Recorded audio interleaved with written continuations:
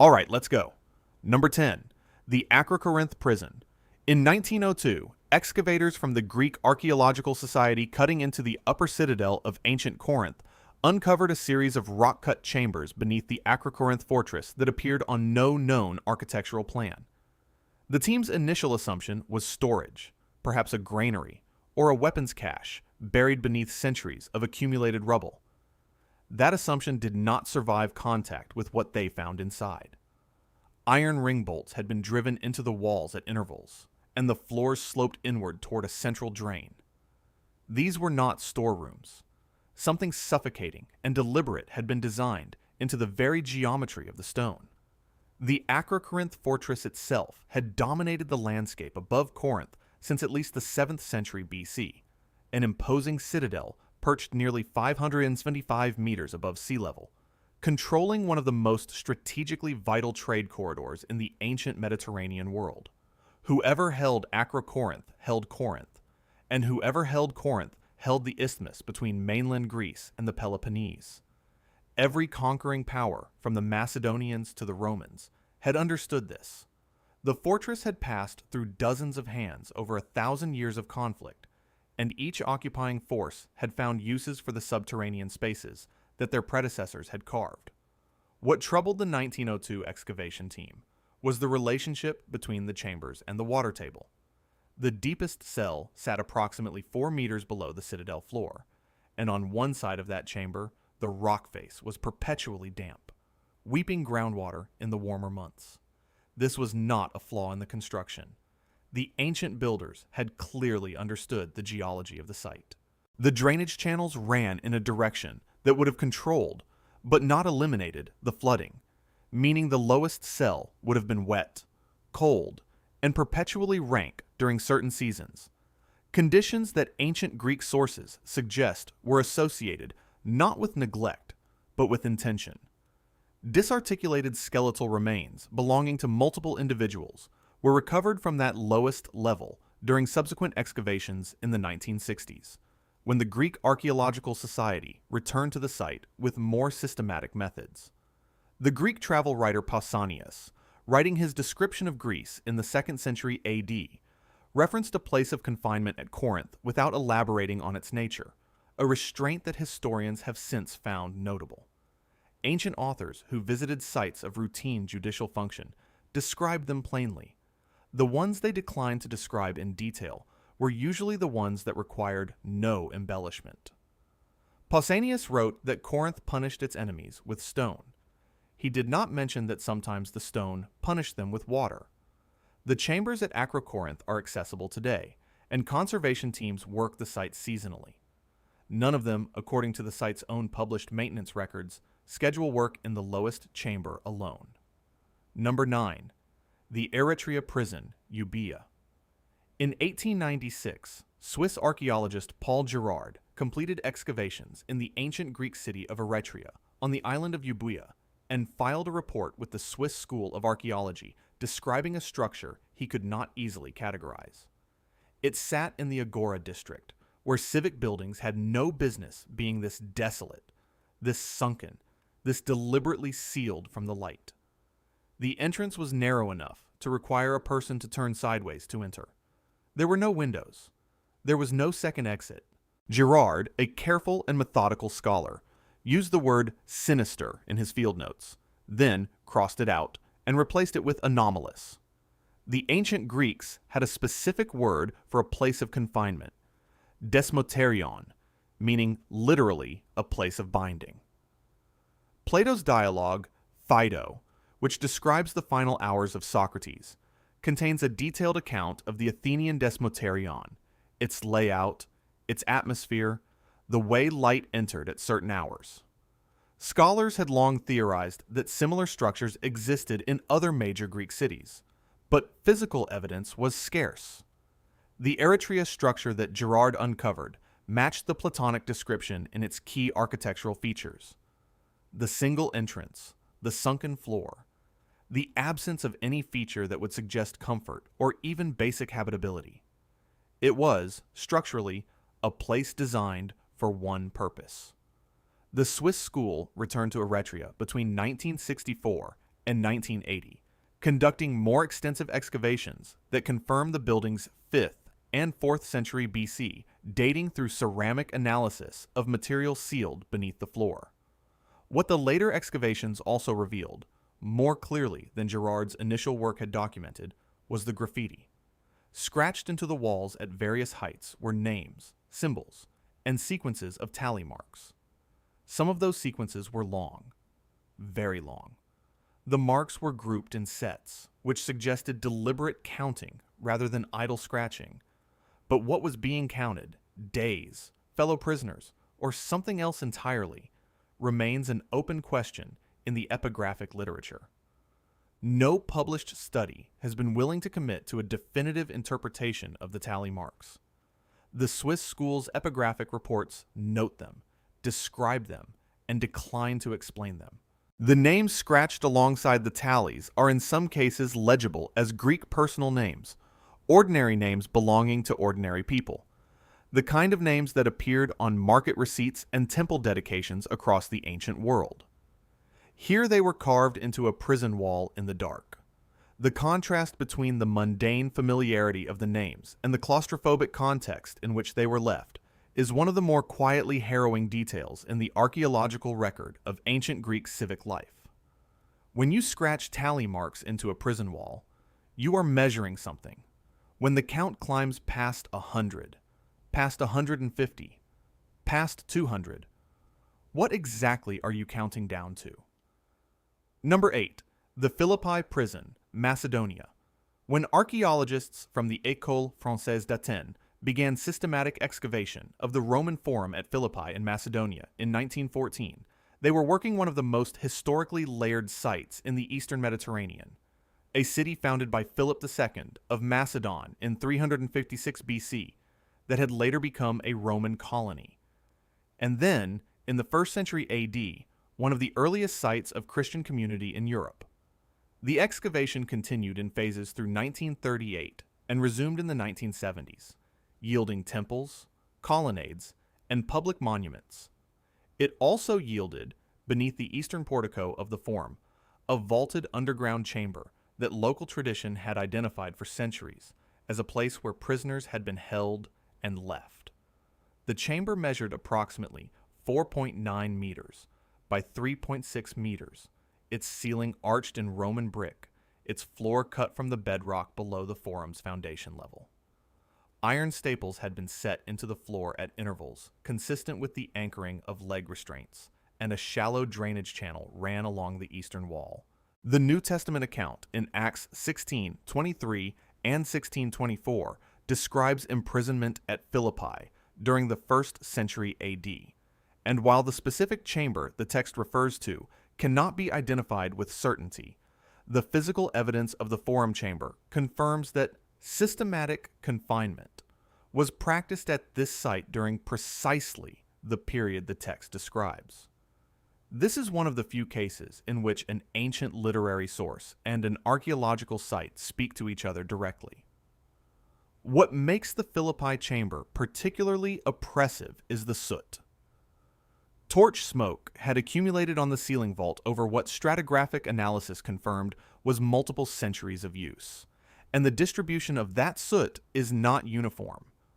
It clusters at one end of the chamber, darker and thicker in a zone roughly 2 meters in diameter, in a pattern consistent with a large number of people confined together in a small space, sharing the smoky air of a single torch for very long periods. Archaeologists who study ancient confinement structures know what that pattern means.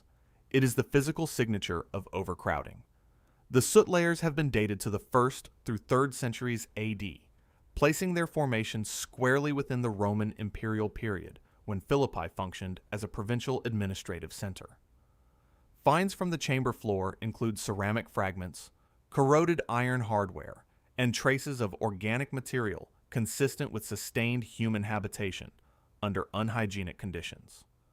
No formal burial was associated with the chamber, which suggests that prisoners who died within it were removed rather than interred, a detail consistent with Roman penal practice at provincial administrative sites. The soot is still there. Archaeologists photograph it, measure it, and include it in published reports. None of them, according to the excavation team's own documentation, spend longer than necessary in that chamber, and the published record does not try to explain why. Number 7. The Dura Europos prison block, Syria. Between 1928 and 1937, a joint expedition mounted by Yale University and the Académie des Inscriptions et Belles Lettres excavated the Roman garrison city of Dura Europos on the west bank of the Euphrates River in eastern Syria, uncovering one of the most complete military occupation sites ever recovered from the ancient world. Yale's lead archaeologist, Clark Hopkins, documented the find in his field journal with characteristic precision, noting the contents of each excavated room in turn. When his team reached the subterranean rooms of Block L7 in the garrison's northwest quarter, Hopkins wrote that he found the space deeply unpleasant and chose to visit it only twice during the entire 9-year excavation. He did not elaborate. Dura Europos had been a living city from around 300 BC until its catastrophic destruction during the Sassanid siege of AD 256, at which point it was abandoned and buried under desert sand, preserved in extraordinary detail. The garrison structures Hopkins excavated were intact enough to reveal their functions clearly: barracks, stables, administrative offices, a chapel. Block L7 was different. Its subterranean rooms had no military equipment, no domestic debris, and no administrative records. What they had were walls covered in graffiti written in Greek, Aramaic, and Latin, 3 languages representing 3 centuries of prisoners from across the Roman world, all confined in the same fetid, airless space beneath a military garrison on the edge of empire. In 2011, archaeologist Simon James of the University of Leicester published a forensic analysis of Dura Europos that included detailed study of the Block L7 graffiti. James identified several drawings that appeared to depict not events from the prisoners' past lives, but events happening around them in real time during the Sassanid siege of AD 256.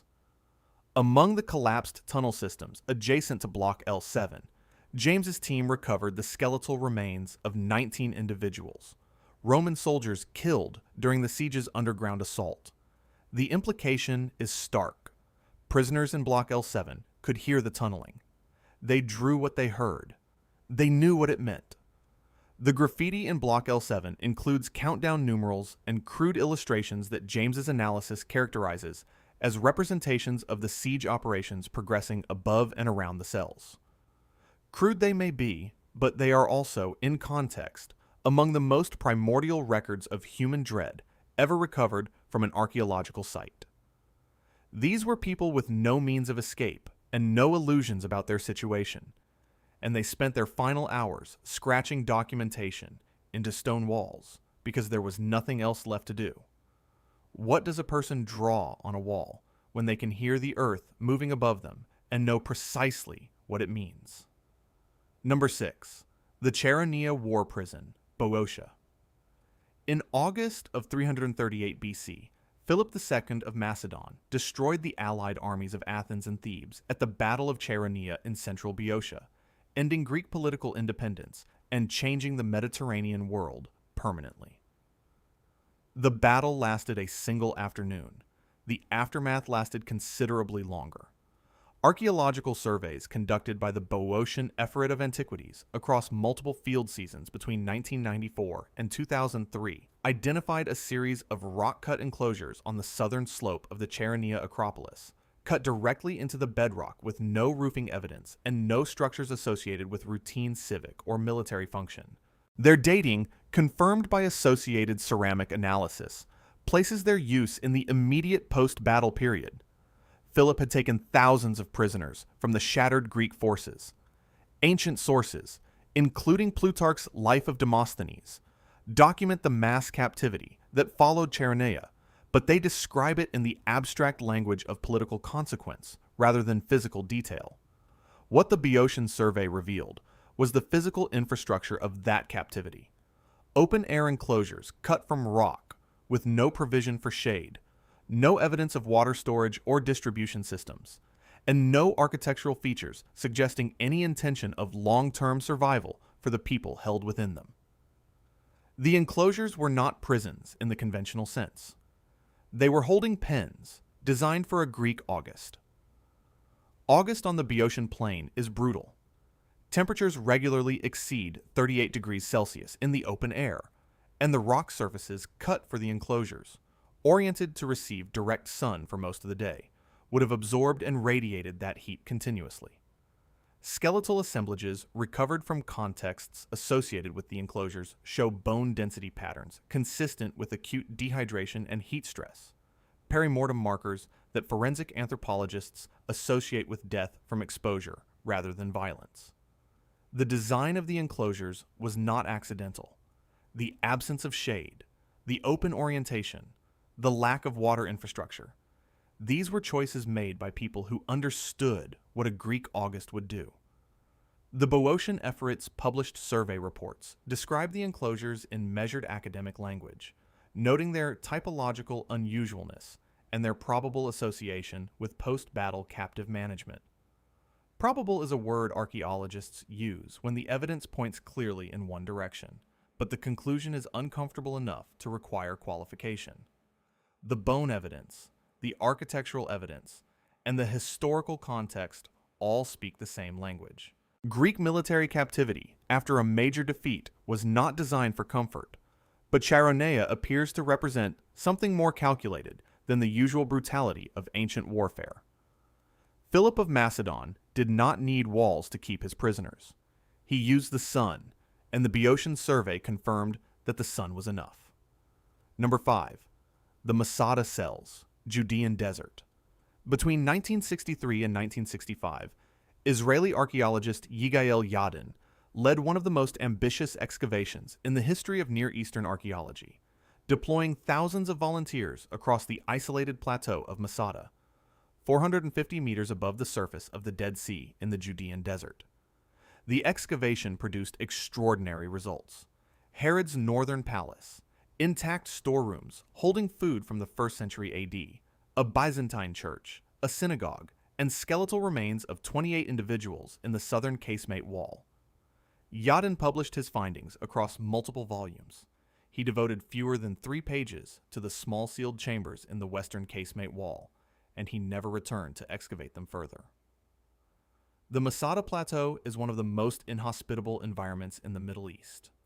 Summer temperatures on the exposed rock surface regularly reach 47 degrees Celsius, and the plateau's isolation, surrounded by sheer cliffs on every side, means there is no natural shade and no wind relief during the hottest months. Yadin's excavation teams worked in shifts, rotating off the plateau during the peak heat hours, supported by supply chains and medical facilities. The people held in the western casemate chambers during Masada's period of occupation had none of these resources. The chambers themselves measured approximately 1.8 meters by 1.2 meters in their internal dimensions, with no ventilation openings, no water provision, and walls that absorbed and retained the plateau's extreme heat. Josephus Flavius, writing in the Jewish War in the 1st century AD, describes Masada with the detailed attention of a man who understood its strategic geography intimately. He mentions confinement at the fortress in passing in the context of the Sicarii occupation of 66 to 73 AD, but does not describe the western chambers. Forensic analysis of the cell dimensions, the documented temperatures, and the absence of water infrastructure leads to an uncomfortable conclusion. Confinement in those chambers during summer months, without water access, would have been fatal within 24 to 48 hours. Whether that was a feature or a flaw in their design is a question the archaeological literature has not been eager to address directly. The 28 individuals whose remains Yadin recovered from the southern casemate have been the subject of extensive scholarly discussion regarding their identity and the circumstances of their death. The chambers in the western wall have received considerably less attention, which is itself a kind of answer. Archaeologists who work Masada today are familiar with the plateau's extremes and plan their schedules accordingly, concentrating their work in the early morning hours before the heat becomes prohibitive. The western casemate is noted in site orientation materials. it is not a popular assignment. Yadin published 47 volumes on Masada. He was one of the most thorough excavators of his generation. The 3 pages he gave to the Western Chambers are among the most conspicuous silences in 20th century biblical archaeology. Number 4. The Etruscan hypogeum, Tarquinia. In 1958, Italian archaeologist Massimo Pallottino was leading a survey of the Etruscan necropolis at Tarquinia in Lazio, one of the richest and most extensively documented Etruscan burial sites in the world, when his team broke through into a hypogeum, an underground chamber that did not correspond to any burial typology in the existing catalog. Etruscan tomb chambers are among the most visually distinctive spaces in ancient Mediterranean archaeology. Their walls painted with feasting scenes, dancers, athletes, and mythological figures in vivid ochre, red, and blue. The chamber Pallottino's team entered in 1958 had none of this. Its walls were bare. Its floor was stained. Iron staples had been set into the stone at intervals that served no funerary purpose. The Etruscans built their cities of the dead with extraordinary care and specificity. Every detail of Etruscan tomb architecture, from the orientation of the entrance to the placement of burial goods, reflected a precise and deeply held set of beliefs about the afterlife and the transition between the living world and the world beyond. To be buried correctly, with the proper rites and the proper objects, was to pass successfully into the afterlife. To be buried without those rites was not merely an indignity. It was, within Etruscan cosmology, a catastrophe. The soul denied proper burial did not rest. It wandered, permanently excluded from the community of the dead, unable to proceed and unable to return. The hypogeum Pallottino discovered had been adapted, at some point between the 6th and 4th centuries BC, based on ceramic evidence recovered from its floor, for a purpose that had nothing to do with honorable burial. The waste channels cut into the floor, the restraint staples in the walls, and the organic staining concentrated across approximately 6 square meters of the chamber floor are consistent with prolonged human confinement under conditions that the Tarquinian necropolis site records described simply as anomalous subterranean use.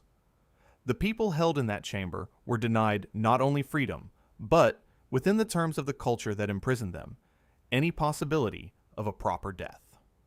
Pallottino referenced the find obliquely in later editions of his foundational work, Etruscologia, noting anomalous subterranean enclosures within the necropolis complex without elaborating on their function. The restraint of that phrasing in a scholar who was elsewhere exhaustively detailed in his descriptions is notable. Tarquinia is a UNESCO World Heritage Site, and the painted tombs draw scholars and visitors from around the world. The unpainted hypogeum is accessible to researchers, but rarely included in published site guides. The Soprintendenza maintains it. It does not promote it. To the Etruscans, dying without proper burial rites meant wandering forever. Whoever they placed in those chambers, they intended them to wander, and the archaeology suggests they designed the space specifically to ensure that outcome. Number 3. The Tower of David Prison, Jerusalem. Between 1934 and 1940, British Mandate archaeologist R.W. Hamilton conducted the first systematic excavation of the Jerusalem citadel, the complex of towers and fortified enclosures on the city's western edge that has been known for centuries as the Tower of David. Hamilton documented occupation layers spanning 3,000 years of nearly continuous use, from the Hasmonean period through the Roman, Byzantine, Crusader, Mamluk, and Ottoman eras. In the deepest subterranean level, a series of vaulted chambers beneath the Ottoman foundations, Hamilton found evidence of confinement use across multiple distinct periods of occupation. Shackle bolts worked in at least 3 separate metalworking traditions, drainage channels, and graffiti in half a dozen languages and scripts, all in the same cavernous, lightless space. The Jerusalem citadel had been a place of power for so long that its subterranean spaces had accumulated the residue of every power that had passed through it. Hasmonean stonework sat beneath Roman modifications, that sat beneath Crusader repairs, that sat beneath Mamluk and Ottoman alterations. Each occupying force had found the lower chambers useful for the same purpose, and each had left its mark accordingly. The Israel Antiquities Authority, which has conducted ongoing excavation and conservation work at the site since 1988, has documented this layering in detail. The lower chambers are among the most continuously used spaces in the archaeology of the ancient world, which means they are also among the most densely saturated with the evidence of what human beings do to other human beings when they have absolute power over them. In the southwest corner of the lowest chamber, at standing height, someone carved Latin letters into the wall. The inscription reads, Hic morior, here I die. Directly below it, at knee height, the same phrase appears again, cut in the same hand, the same letter forms, the same deliberate depth, as though the author inscribed it twice, once on their feet, and once after they had stopped being able to stand. Crusader-era Latin graffiti at the Jerusalem citadel is documented in the Israel Antiquities Authority's published epigraphic records, and this inscription is among the most studied, precisely because its double placement is without parallel in the known corpus of medieval prison graffiti. The scholars who have studied Hic morior have focused their analysis on its paleographic features, its dating, and its relationship to other Crusader period inscriptions at the site. The physical implication of the two heights, standing and kneeling, has received less formal academic attention, perhaps because it does not require a specialist to understand. It requires only a moment of imagination that most people prefer not to sustain for very long. The chamber is part of the Tower of David Museum complex today, and guided tours occasionally pass through. Tour leaders do not always point out the inscription. When they do, groups tend to go quiet. How long does a person have to be in a place before they carve their own epitaph twice? Once upright and once broken on their knees? Number 2. The Chersonesus prison, Crimea. In 1888, Imperial Russian archaeologist Karl Kosciuszko-Valujanich began systematic excavation of Chersonesus Taurica, the ancient Greek colony on the southwestern tip of the Crimean Peninsula that had been occupied continuously from the 5th century BC through the Byzantine era. Working for the Imperial Archaeological Commission, Kosciuszko-Valujanich spent decades documenting the city's remarkable state of preservation, its theater, its basilicas, its street grid still legible beneath the accumulated soil. In the northeastern quarter of the ancient city, he uncovered a detention complex that he described in his field notes as deeply troubling in its implications, a phrase precise enough to be memorable and vague enough to suggest he was not ready to say what he actually meant. The Chersonesus detention complex proved to be a multi-period structure. Greek foundations modified during Roman occupation, then further altered in the Byzantine period, each layer adding to a facility that had clearly been in continuous operational use for centuries. The lower chamber, sealed beneath a later Byzantine floor, contained a mass skeletal deposit, the remains of approximately 47 individuals, with perimortem trauma to the skulls and long bones consistent with execution rather than natural death or warfare. The Soviet-era re-examination of this deposit, conducted in 1973 and not published in full until 1991, confirmed the execution interpretation through forensic analysis and established a date in the 2nd to 3rd century AD for the deposit's formation. What neither Kosciuszko-Valujanich original reports nor the Soviet forensic publication fully explained was the hydraulic system. Chersonesus had an extensive network of cisterns and water channels well documented across the site, but the channels associated with the detention complex had an unusual configuration. They ran from a cistern positioned above and to the north of the lower chamber, and their gradient and capacity were consistent with a design that could fill the lower chamber with water, while the upper level remained dry and accessible.